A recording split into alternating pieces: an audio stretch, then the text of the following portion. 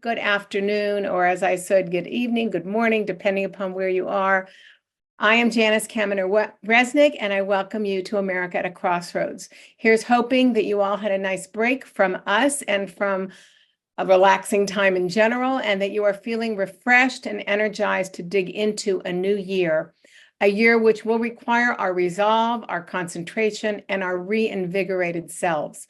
We have loads of great programs we have scheduled and many that we are working on, so keep saving Wednesdays at 5 Pacific time as we promise to keep delivering great, relevant programs with the very best guests and moderators. On behalf of our leadership team, Xavier Oslovsky, Mel Levine, Rabbi Ken Chazen, and Caroline Kelly, we especially welcome and thank tonight's guest, Admiral Mike Mullen, and of course, our moderator, Warren Olney. We all look forward to hearing Admiral Mullen's views on the world at war. With events unfolding this week and even today, we couldn't have planned tonight's program for a more relevant point in time. And there are few experts better positioned to lend depth, insight, and maybe even some hope. No one's better than Admiral Mike Mullen. So thank you so much for being with us, Admiral. Next week, we have two programs. On Tuesday, January 9th, that's Tuesday, not Wednesday, we'll host Ambassador Dennis Ross to once again share his analysis of the Israel-Hamas war and developments in the region with Israel in Crisis Briefing number 7. Then on Wednesday, January 10th, we welcome Boston College American History professor Heather Cox Richardson. Richardson is a wildly popular, and I think she's even the most popular blogger on the email newsletter platform Substack. She has millions of followers, and I am one of them. You get Heather Cox Richardson post each night. We get it here at 11 p.m. in her blog called Letters from an American, and she sums up the news of the day and adds interesting connections and observations about her expansive understanding of history. You can be a paid subscriber or you can be a free subscriber, and it's well worth reading. You can sign up for both of these programs, both of next week's programs in the email you'll get right after tonight's program. For those still having problem with our new streamlined registration system, there's still a few people having problems with it. I strongly recommend that you remove the Zoom app from your device and reinstall it. Those that have used that strategy have informed me that it has solved their problem. But most people say they love the new system. It's easier, and without Eventbrite having all of its problems, it's made everybody's life a lot easier, including mine. And now please welcome Warren Olney, the award-winning legendary broadcast journalist whom we appreciate deeply. Warren was the host and executive producer of the nationally syndicated Public Radio International weekday afternoon program To the Point, and for many years, the legendary public affairs program Which Way LA. He has been honored repeatedly for his excellence over his very lengthy career, and we all, at least in Southern California, know him like he's a member of our family. So Warren, thank you so much, and it's all yours. Thank you, Janice. You're very kind, and it's always a great privilege and pleasure to me to be on America at a Crossroads. Thanks for that kind introduction. It's nice to hear, although I'm not sure I want to be a legend. I think that sounds like I've gone on too long. With all that's going on in the world, I think today, the question that you're asking is the right one to bring in the new year. Is there a path to peace in a world at war? Certainly, we are a world at war, particularly in Ukraine and Gaza. I think we have the right man at the right time to explore the prospects for 2024. Admiral Mike Mullen served 43 years in the Navy on land and at sea. He was the chair of the Joint Chiefs of Staff for 12 years during the George W. Bush administration and the first 4 years of Barack Obama. Before that, he was chief of naval operations and leader of NATO's Joint Force Command as well, very important military assignments. Since his retirement, he served on a number of corporate boards. He also led a delegation to Taiwan for President Biden in 2022, obviously keeping his hand in when it comes to public affairs. Admiral Mullen, great to talk with you once again, and thanks a lot for being with us. Good to be with you, Warren, and obviously there's a lot to talk about. There is a lot to talk about, and I'm wondering, when we talk about peace, if we should define our terms, and given what's going on in the world, and there's so many things, as I say, that we need to talk about in detail, is it really, before we talk about peace, time to talk about preventing confrontations from escalating beyond where they are already? Well, when Hamas went in on October 7th, there were a couple things I thought initially. One is I thought it was a suicide mission on the part of Hamas. I know Israel pretty well, and I think the Israelis, I thought the Israelis would react not unlike they have in terms of a very significant strategic and tactical commitment to eliminate and eradicate Hamas. Secondly, I worried a great deal about whether it would expand. Would Hezbollah and Lebanon get involved? Would Syria get involved? And would Iran be more active? And really, until the last couple of days, I think that has been pretty well contained. But what we saw with the killing of the Hamas leader in Lebanon yesterday, and then the massive bombing in Iran today, which I don't think Israel had anything to do with. I think it's really timed for the situation. That expansion, that it is now, people have asked me, will it expand? It's expanding. The question is, can it be contained? And that's an unknown. The other thing I thought, back in October at some point in time, not too long after they went in, is we're going to have to do something about Iran. We've been at this with Iran on and off for some 40 plus years, and it hasn't worked very well. They are conventionally, I'm not overly concerned about their military, but from a proxy standpoint, they're masters of the universe, and that, which has been an issue for some time. And I think that's going to have to be addressed in the longer term. Whether that, certainly I'd like to see that not be part of the current war with respect to Israel and Hamas, because I think that would be really dangerous. And then, I mean, you take obviously we have war in Europe right now. We're in a very, very delicate situation in the Western Pacific, with Taiwan, who has an election here in a couple of weeks. So it's a very, very fragile environment. And I would hope, and we can get into this a little more about how do you get to peace, but I would hope that global leaders recognize the seriousness of the overall situation, and that we can get diplomacy in particular and engagement, ahead of this. And we don't appear to be able to do that right now. As always, you've said a lot of things that lead to follow-up questions. I have never heard anybody before say that Iran is the master of the universe. Tell us more about what you mean by that. And obviously, we have the Houthis, we have Hezbollah, we have Hamas as well. Is that what you mean? Is it those subsidiary characters? Yeah, if I didn't say it, I meant to say, while I'm not hugely concerned about their conventional military, they are the masters of the universe in the proxy world. So those outfits that you did say that. Yeah, go ahead. Yeah, and they really are. And we're going to have to figure out a way to match up and address that, so that they are put in a position where they just can't keep doing what they're doing. I think, a lot smarter people than I have opined on why this started. I actually believe it started because Hamas and Iran were getting marginalized. Saudi Arabia and other Arab countries were getting closer to doing a deal with Israel with respect to Middle East peace. And I think that was a real threat to both Hamas and Iran. That's obviously put aside right now. I would hope that leaders would continue to focus on that as soon as they can, because I think that two-state solution is the answer, and it is very threatening, and allows us to, quite frankly, isolate Iran very possibly in a way they haven't been before. Well, let's talk about these proxies. Most recently, the Houthis have come to attention. They hadn't been spoken about much before. I don't think a lot of people know who they are. A tribe that's engaged in civil war against Saudi Arabia at the tip of in Yemen, at the tip of the Arabian Peninsula, now attacking ships and apparently driving up the cost of international transportation as a result. They've been hit by American forces already.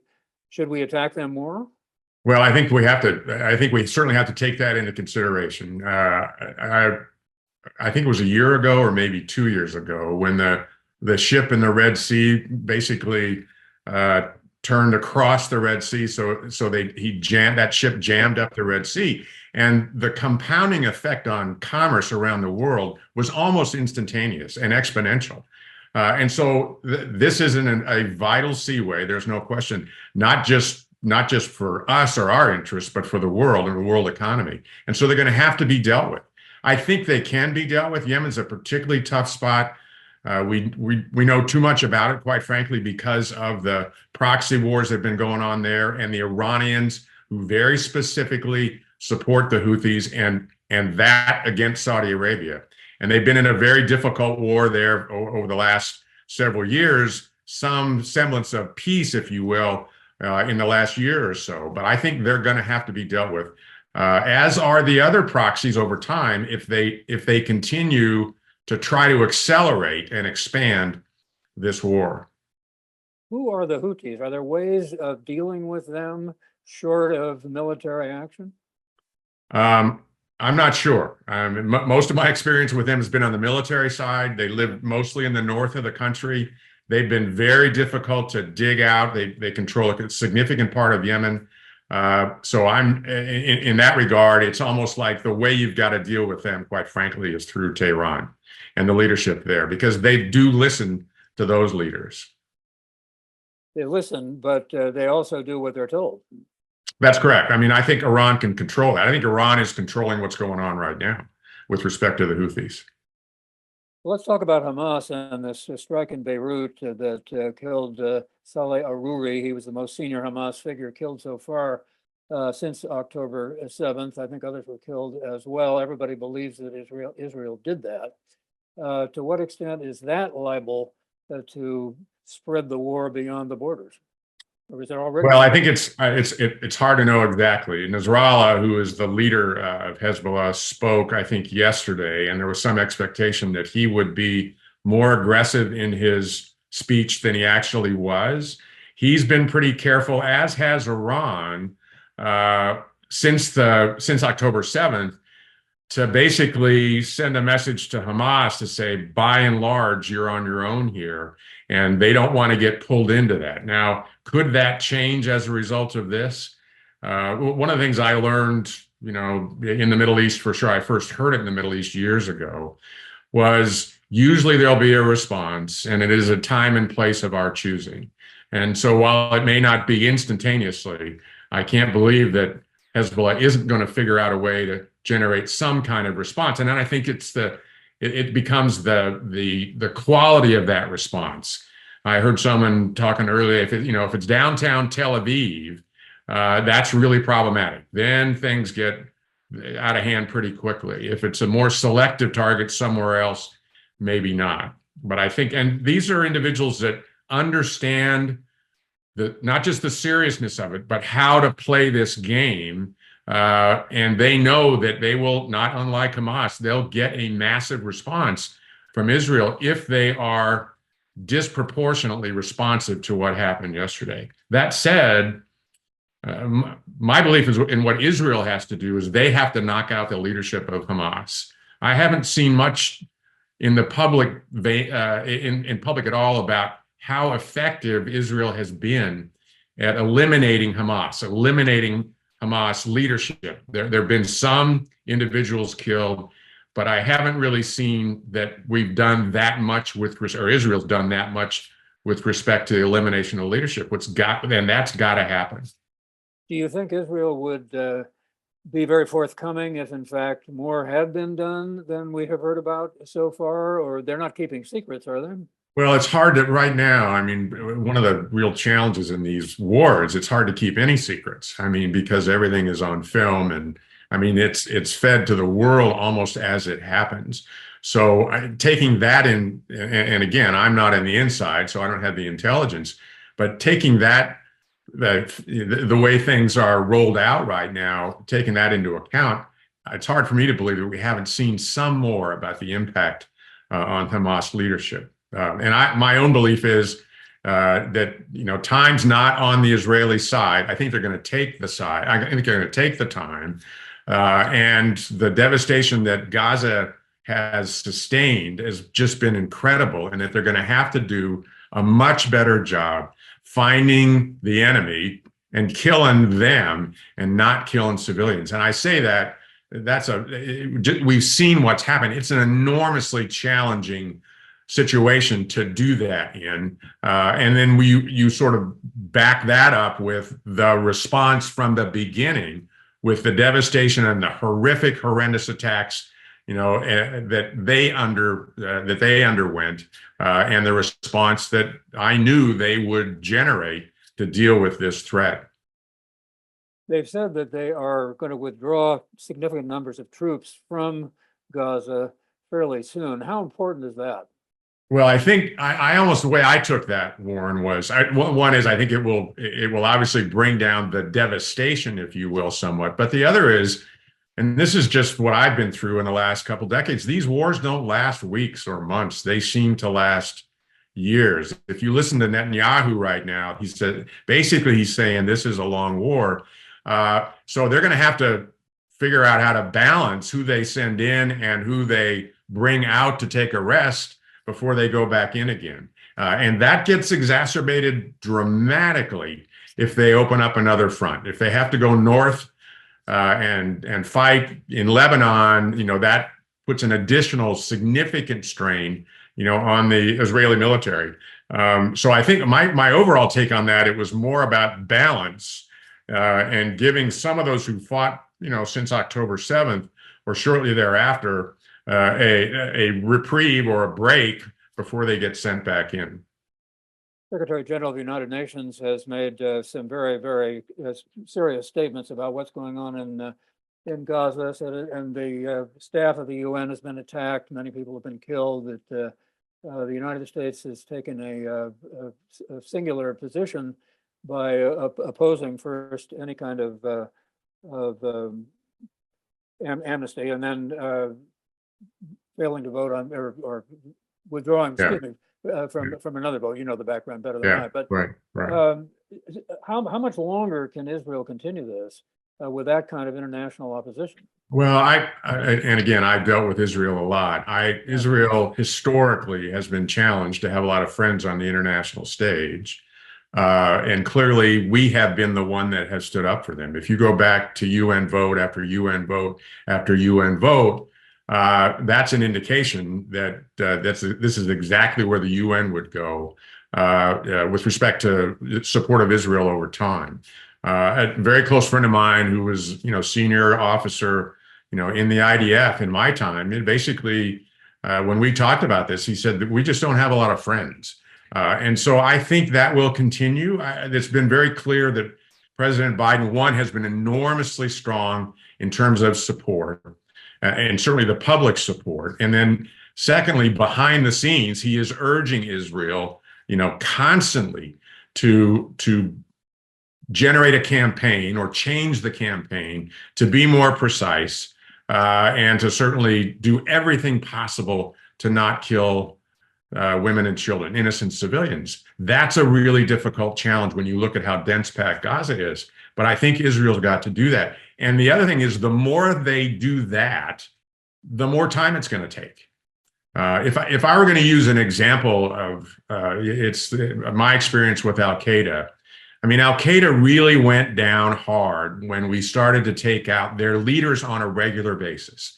And part of this is also worrisome from the standpoint of fighting Hamas, because the more we kill, the more we generate. The young ones, the families that are going through this, they're never going to forget this. And how that's going to create an enemy, for decades as well. That's why time is so important. And yet time is what Israel needs. And it's just, so it's an enormously complex problem with variables that are not supportive in terms of solving themselves. And that's where the leaders have to come in. Notoriously, there has not been a lot of discussion or a lot of agreement, certainly, about what might happen after the war is over. And President Netanyahu, Prime Minister Netanyahu has been very unclear about that. He's, of course, openly said he doesn't want to see a two-state solution. The thing that you mentioned is the only way out of all of this. To what extent does his situation make it more difficult for Israel? To what extent is his interest in maintaining the war, continuing the war, given what's happening to him at home and the fact that he's under indictment and in a very shaky situation politically? I think that's a huge part of it, Warren, that the fact that he's under indictment, criminal indictment, if you will, and has been for some time. He's clearly moved his politics to the far right to accommodate the right wing of his party or those parties, all of which do not want to have anything to do with a two-state solution. This is me guessing. I don't think his future, the future for him in that country bodes that well.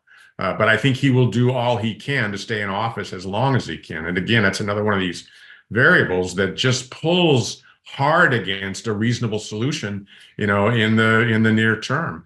You saw the Supreme Court vote yesterday, I think it was, or 2 days ago, which came out against where Netanyahu was headed with respect to the Supreme Court and justice there. That was a good thing, I think. But I do think he will fight to stay in as long as he can, and then try to win the war, if you will, and use that as his saving grace. Supreme Court decision might have been a good thing, but it was 8-7. Yeah. And that has raised questions as to whether it will be sustained. Yeah. I don't think there's any question about that. But it was better than the other way around, at least at this point. Let's talk a little bit about what's happening in Ukraine. And I was stunned and amazed today when there was a prisoner exchange between Ukraine and Russia, some 500 prisoners swapped at a time when Russia has been attacking Ukraine brutally with missiles, and it appeared that they're at a stalemate, and that this was going to go on forever. I think it is. I think they are at a stalemate, Warren, and I think it is going to go on for a long time. And I think Ukraine, which had the upper hand for quite some time, certainly, let's say over the first year, 18 months, I think now it's much more balanced. Putin has come through this in a way where, one, he's virtually destroyed Ukraine. Two, he's got his defense industry up and running, so he can provide munitions for a long, long time into the future. Three, his economy is doing much better than anybody predicted it would. So I think he's settled in. And I think what you'll see from the Russians is these continuous rocket and artillery attacks to destroy infrastructure. And plus, he's got a massive number of troops that he can bring to the fight whenever he wants to. And even for those that he loses, he just keeps replacing them. So I think he's in a much better position than he was a year ago. And a lot of it has to do with the lack of success in that counteroffensive. You can listen to President Zelensky talk about needing weapons, et cetera, what we're going through here to make sure we get them to both Ukraine and Israel.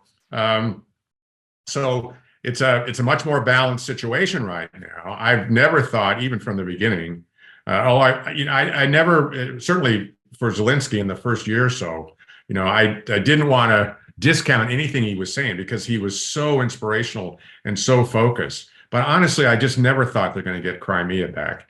And I have felt for some time, someone's got to reach in and get Zelensky to say to Zelensky that that's enough. And you can see now in our country and even in Europe that the political support is starting to wane. And when that happens, it just puts Putin in a stronger and stronger position. I don't know that on the battlefield, we can threaten Putin to get him to the table. I think we need to figure out, is there a way to threaten him, period? I mean, literally, I don't mean physically, but threaten his future in terms of, continuing to be president in Russia, to get his attention so that he might make a deal. There's so few things that would really get his attention to say, maybe I should make a deal. And right now, those things are not in play. What would those few things be? Well, I think, obviously those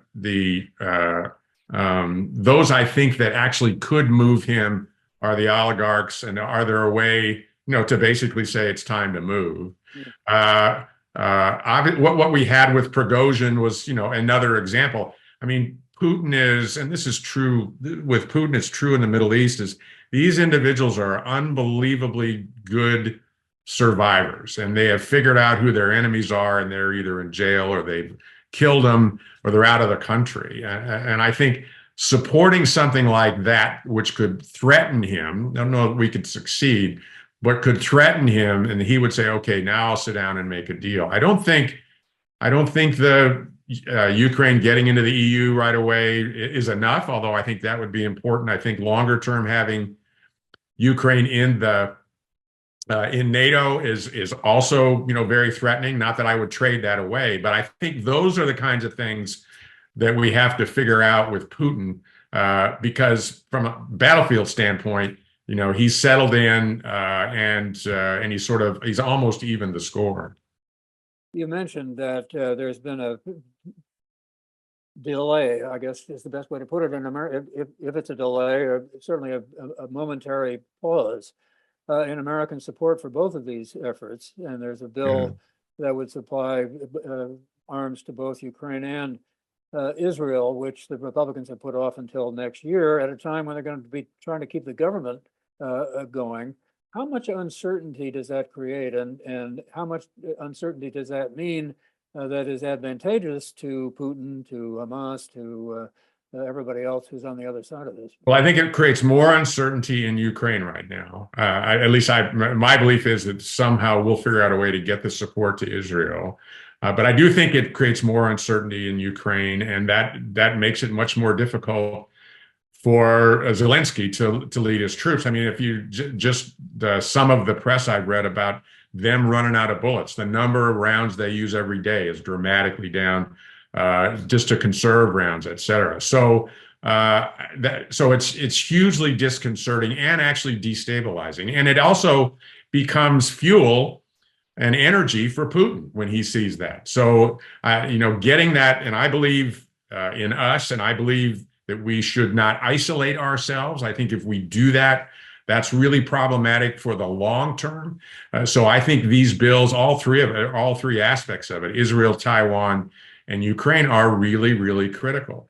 And I don't have honestly, at this point, I think whatever the trade space is to make that happen, I think it would really be smart for the Biden administration to make the trades. You hear Republicans saying that, some on the far right anyway, that, or I don't know, maybe they're in the middle. I'm never quite sure where they stand in the Republican scheme of things. That Ukraine is not our war. That we don't have to get involved in it. That we don't need to. How do you respond to that? I think, as in the last couple of years, almost every European I've talked to, it's an existential threat to Europe, and I actually believe that Ukraine wouldn't be the end. It would be very, very short order. Putin would be in Moldova. I think my friends historically in the Baltics, in Estonia, Latvia, Lithuania, were frightened on their best day that the Russians would be coming over the horizon. So I think individuals like this, we have to figure out how to stop them and stop them in their tracks, because I just think he'll continue. And he'll continue to threaten Europe. I mean, this is, and I'm not as good a historian as I'd like to be, and a lot of Americans aren't, but this is war on the continent, which has been there for, thousands of years, and it is really threatening, and it threatens all of them, which is why they've come together.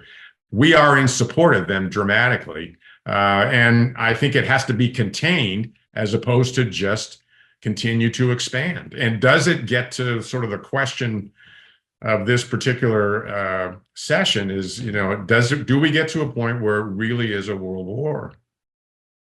So either one of these has the potential of becoming a world war. Is that right? But people keep saying that. No, I actually believe the biggest threat is Taiwan. I really believe that going to war with China over Taiwan is the most significant threat, the biggest danger, and we need to. My view is we need to act accordingly with respect to that. But it is one of these things, Warren, because it's almost, you can't have a war out there without it being global, particularly with respect to the impact on the economy and the weapons that we have now and China is developing, and yet you have Europe, you have the Middle East.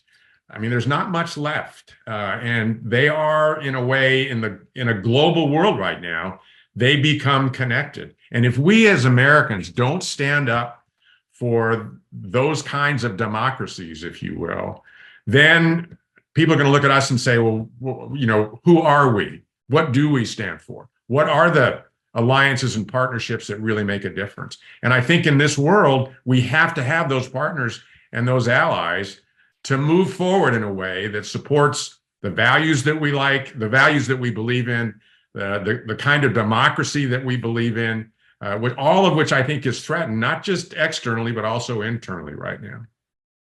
Taiwan, of course, doesn't get a whole lot of attention because there's nothing going on there at the very moment, but there is money in that appropriation, as I understand it, to go to Taiwan. Correct. And how important is it? It's critical. Taiwan forever has been, I would say, a very low priority for our government in terms of supporting, particularly on the military side. Yeah. When I was the chairman, the whole time I was the chairman, which was back in 2007 to 2011, I didn't spend any time on Taiwan. I assure you that my reliefs, the current chairman, General Brown, as well as before him, spent a lot of time on Taiwan and making sure we comply with the Taiwan Relations Act, get them the weapons that they need to defend themselves. Yet, most importantly, get to a point where we don't get into a conflict with China over Taiwan at a time where the Taiwanese people, 24 million of them, are becoming more and more democratic, more and more independent. And then we have a leader in China who is becoming more and more assertive and more demonstrative in terms of what he says he's going to do to reunite, or to basically unify China with Taiwan. So it's really, in that regard, it's really dangerous. When President Xi and President Biden met in November, my dream would have been to have those two individuals stand shoulder to shoulder on a world stage and say, we are not going to war over Taiwan and we'll figure it out. And we'd be supportive. I mean, I know from the US standpoint, we would be supportive of that. It's hard to know what Xi Jinping's going to do. And he's also clearly learning lessons from what's going on in Europe with Ukraine and his new best friend, Putin, and obviously now paying a lot of attention to the Middle East. So in one sense, yes, they're three different areas, but in so many ways they're joined. Well, is the threat then that China might actually invade Taiwan and try to take it over militarily?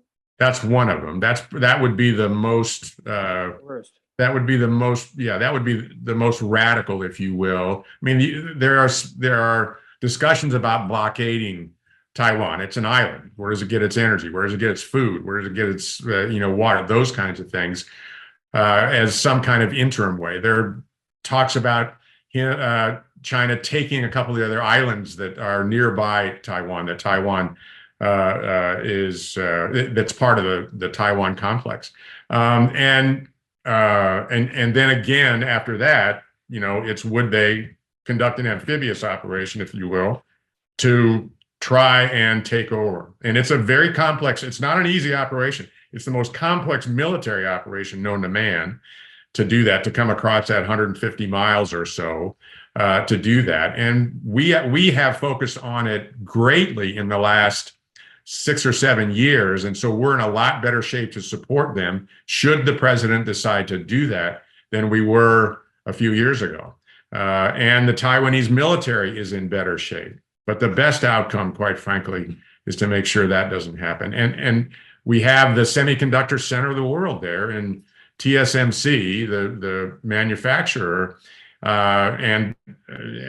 all talk about our dependence on the semiconductor industry. And if a war occurred there and we lost TSMC, we'd really find out how dependent we are, because so much of what we do, it depends on that technology, and it would shut down. Don't we do so much business with China that it would be suicide to get into a confrontation with them economically? Certainly the economy. That would certainly be part of it. We do that, although, in the last several years, there's a lot less money, U.S. money going into China. It's now they're looking for it's being put and invested in other places, Vietnam, Singapore, places like Malaysia, Indonesia, places like that, to try to diversify. So it's not as robust as it used to be. And the message the message that when I talk to the business community that I get from them is they really are concerned about exactly what you're talking about, and will their investments be sustained over time. That said, the investment is still very, very significant, which is another reason to not do it, which gets back to my dream of having Biden and Xi saying, we're just not going to do this. And as you know, or as we all know, that didn't happen at the meeting that they had. Interesting that a military officer has to know as much as you do about the economy. I mean, that's really a lot of what military action is about. Yeah, well, it's something I believed in for a long time. Where I have been, where economies are doing well, the military doesn't have a lot of work, and the other way around. So I've always been a believer. I use this metric that I learned many years ago. I never met a family in how many countries I was in around the world that didn't want to raise their kids to a higher standard of living than they had. And where that's working, it's usually reasonably peaceful. And where it's not, it becomes very, very dangerous. We've got a lot of questions on chat that people in the audience have submitted, and they don't. I can't answer them really in a sequence that makes sense thematically. So I'll just pick them up as I read them. Here's Victor, who says, "Was the massive bombing in Gaza a mistake? Hamas is underground. My example is Iwo Jima. Massive aerial and naval bombardment didn't work. Japanese had to be dug out cave by cave. 7,000 Marines died in the process." Yeah, I think it's a great question. I don't know how you would dig them out without going in with the heavy artillery first. We've seen certainly and I think been surprised at the depth and the sophistication of the tunnels that are there in Gaza. So honestly, when I saw us using 2,000 pound, the Israelis using 2,000-pound bombs, it's really difficult to be precise with a 2,000-pound weapon and not kill an awful lot of civilians or outside the target. And I don't want to second guess the Israelis and the military because they don't have the intelligence, quite frankly. And as I said before, I don't know how many of Hamas have been killed. Someone pointed out early in a week or two after October 7th that something along the lines is, when we went into Manila towards the end of World War II, there were 100,000 civilians that got killed when we went in. The difference, obviously, is you didn't have the visibility of it, the instantaneous view that was going on. Part of this is war, and war is hell for a reason. And this is, I don't want to say this is not, I think it's too much. I think they need to be more careful. That said, they are not going to let this happen again.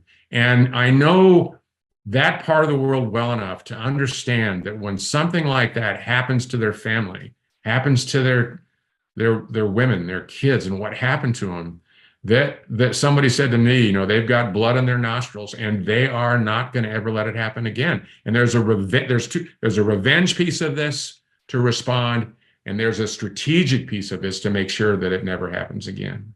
But the response, the 2,000-pound bombs, looks disproportionate to people who haven't experienced it the way the Israelis have.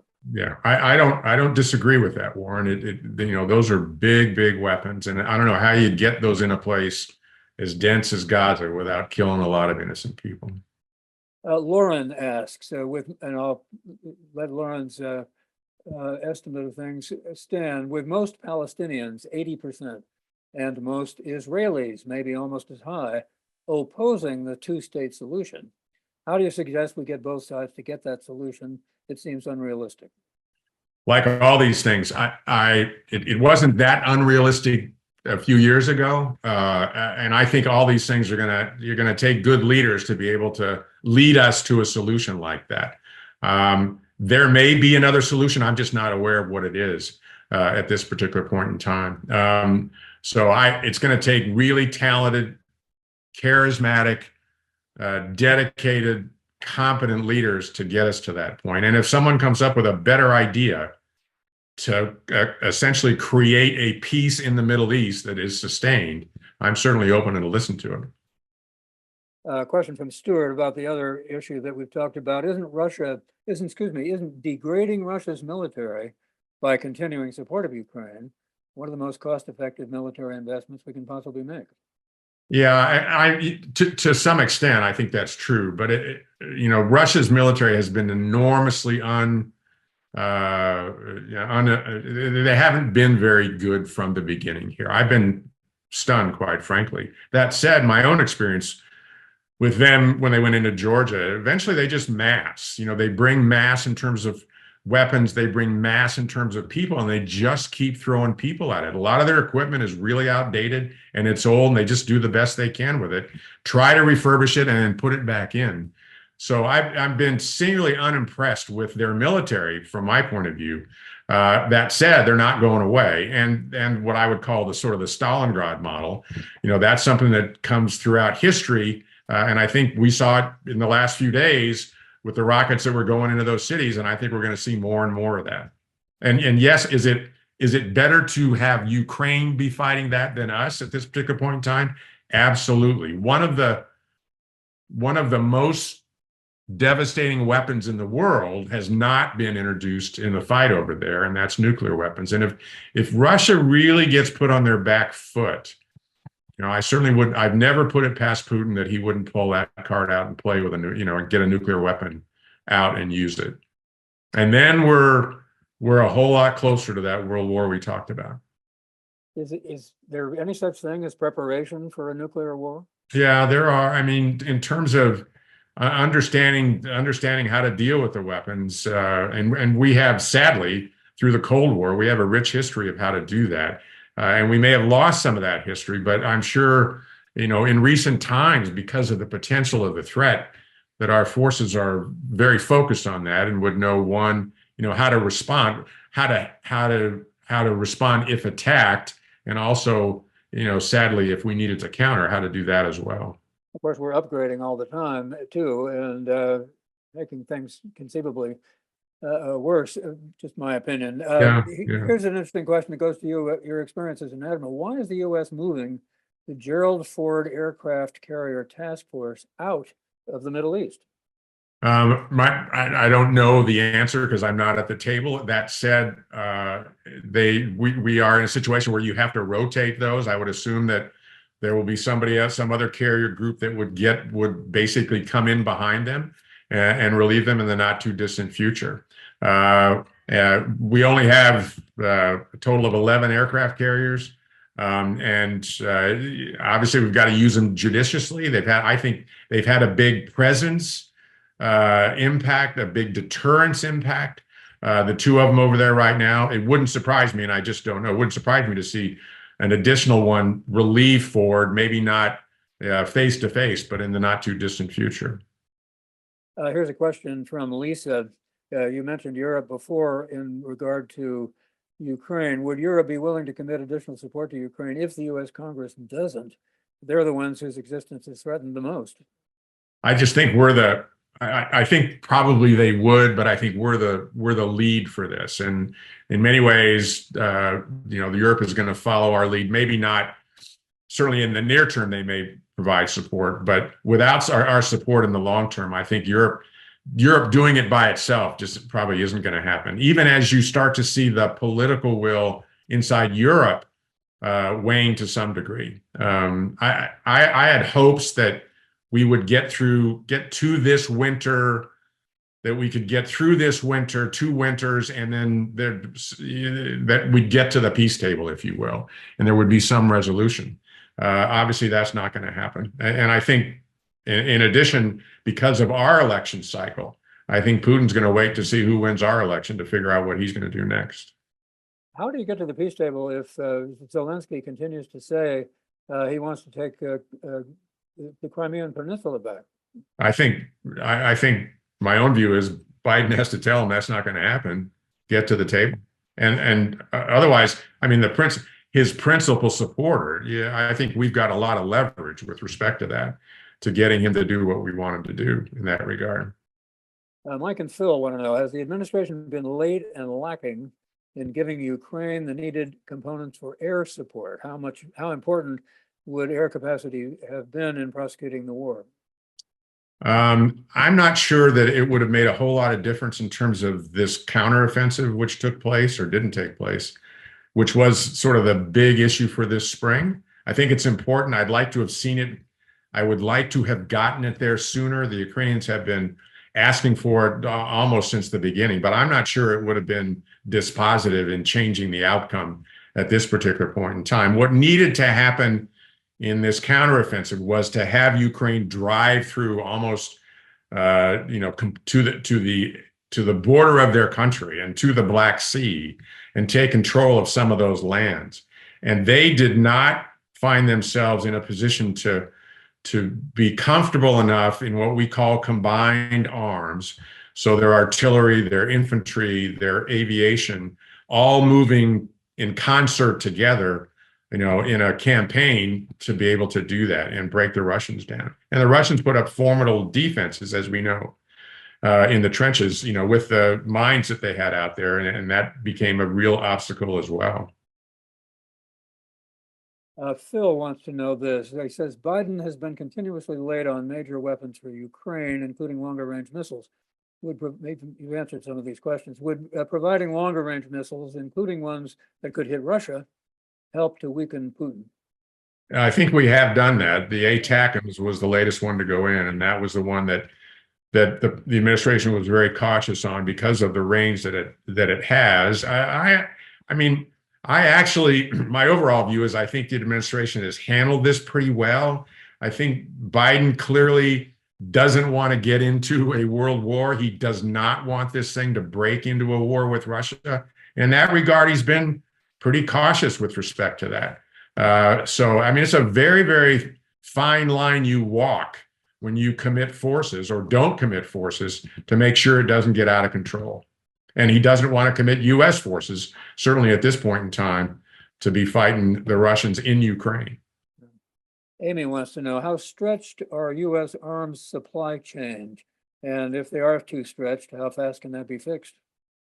I think they are stretched, and I think it's a matter of years to really fix them, like we need to fix them. It's been very clear, it's been reported widely that we're short of 155 artillery shells, for example, and that we've gotten, South Korea has given us a bunch of them, and then we've given Ukraine a bunch of ours, kind of thing. It's almost from an offset standpoint. And we have to be careful about that. We can't just run our stores out completely as well. But I think we didn't anticipate that we would be in a situation to see the volume of these weapons that are being used. That said, every war, it almost seems that way, that we're not ready in that regard. We use a lot more munitions than we anticipate. And certainly that's the case now, and that is a huge lesson for the future. Robert wants to know, does the Admiral believe that the hostages are still alive? And how does the IDF identify Hamas from a Palestinian citizen? Well, I think, I'd leave that to the IDF. They're pretty good at that. They've been doing that a long time in terms of identification. It may not be perfect, but they're very good at it. And I do believe the hostages are still alive. I think that card is, that how Hamas plays that card is hugely critical to how this goes in the future. And one of my reactions to the killing yesterday of the Hamas number two political guy up in Lebanon was whether or not Hamas would react with respect to the hostages in a pretty negative and devastating way. I just don't know, and I don't have a good handle on the kind of intelligence that we have with respect to the location of them. I actually was a bit surprised to find out early in the hostage crisis that there are a bunch of groups, small groups, that don't have a particularly strong relationship with Hamas, who have hostages as well, who've taken hostages, and at least as it's been reported, really had no way of getting in touch with those groups as part of the hostage, the groups that have hostages as well. So again, it's another one of those really, really complex. It's part of that very complex puzzle. And at the same time, if Hamas gives up its leverage, it just sort of, from my standpoint, it opens them up to a much wider and difficult conflict, with the IDF. So how and when they're going to give them up, I'm not really sure. I'm told that several people have asked this question or variations on it. You've said something about it, but they want you to elaborate. Do you think that the U.S. is making a mistake by not striking back at Iran and their surrogates when they attack the shipping lanes in the Red Sea? I think we've covered that, but people want to know more. Well, I think they did. They hit the Houthis yesterday or a couple days ago, Killed and a I bunch think of that's them, an some indication. civilians. That's an indication that we've now gotten to a point where we're going to do that. How strong it should be, and again, I think the bigger strategic question, and it's not to be done right now, is how to put pressure on Iran so that they get them to back off. I think that's really key. And is there a way to punish Iran and leverage the economy, leverage sanctions, leverage the international community in a way that would get Iran to have the Houthis back off, and quite frankly, to have Hezbollah stay out of it and to have Syria be quiet. Jerry wants to know if NATO quickly embraces Ukraine and supports them with troops as well as weapons, do you think Russia will come to the table? Well, by and large, NATO is supporting them, and Russia hasn't come to the table. I think I'm one that believes that we ought to get Ukraine into the EU as quickly as possible. Easy for me to say I'm not a member of the EU. That said, one of the questions I asked very early in the Ukrainian conflict was what's going to happen to 40 million Ukrainians? What's going to happen to 140 million Russians? We're going to have to the world, I think, is going to have to help rebuild Ukraine, rebuild their industries. And I think back to your question earlier, I think the economic piece here is really critical. Can we move to help Ukraine get back to a functioning economy very, very rapidly? And then I think the longer term question is whether they should get into NATO or not.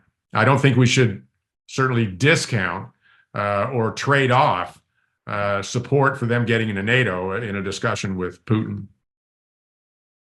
You, of course, mentioned China and the threat that China poses.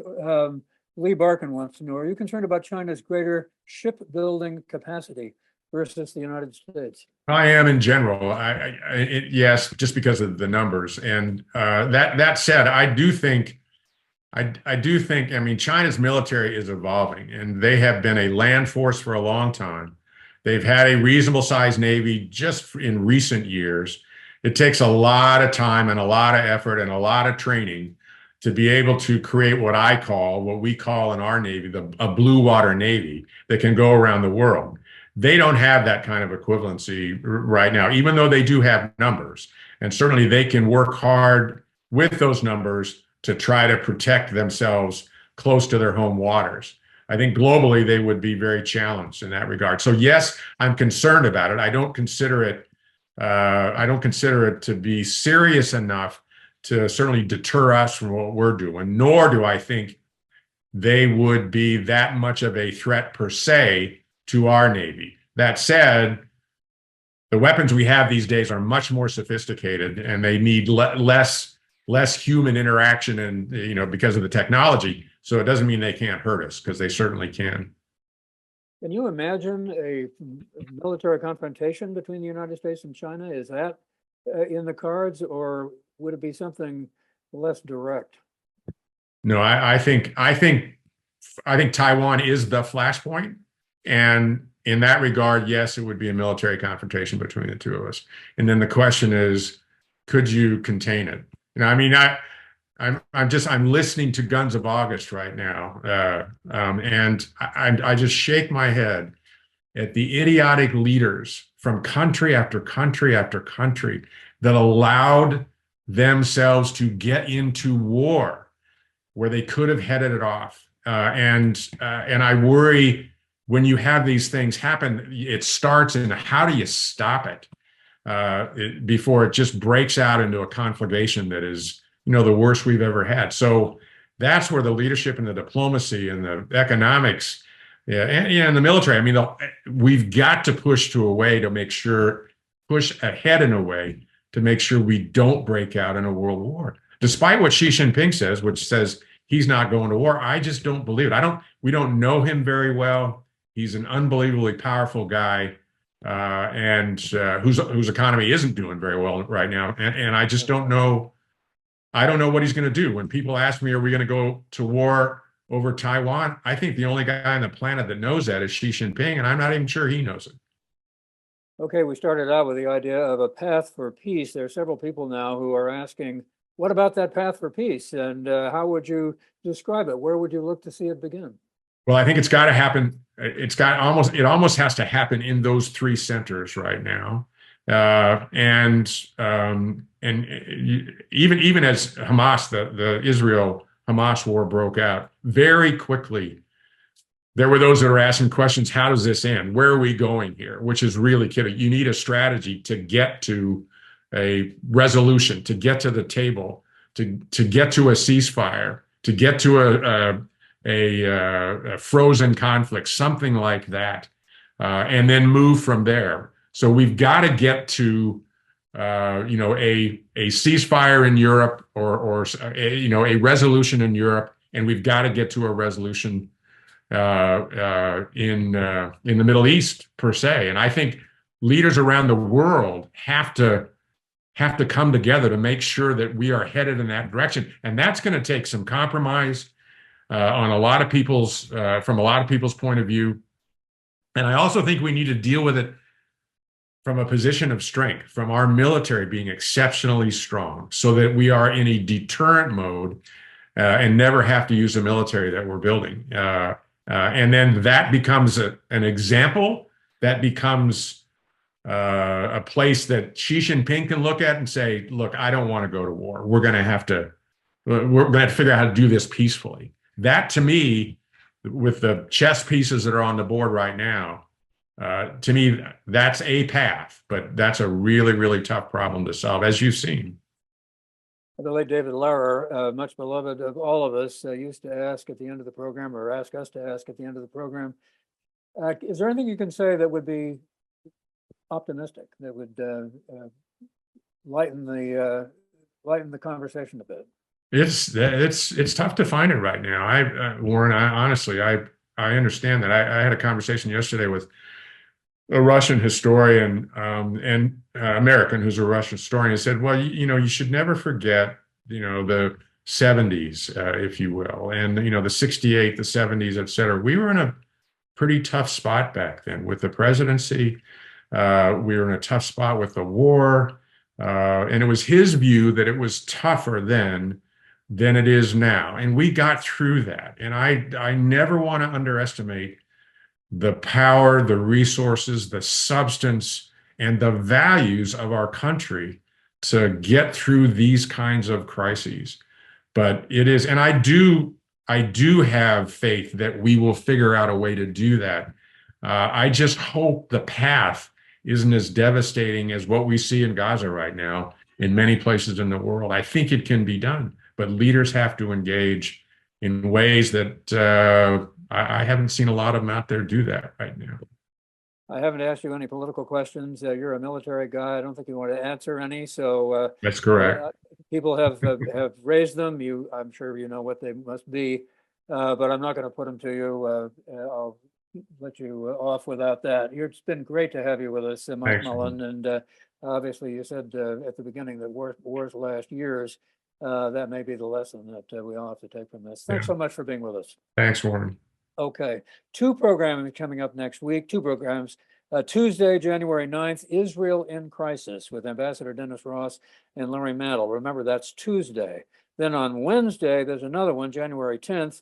The popular blogger and historian Heather Cox Richardson will be on with Pat Morrison. Both of those, of course, at 5 p.m. Pacific time, both on Tuesday and a Wednesday. Thank you all for being with us today. Have a good night.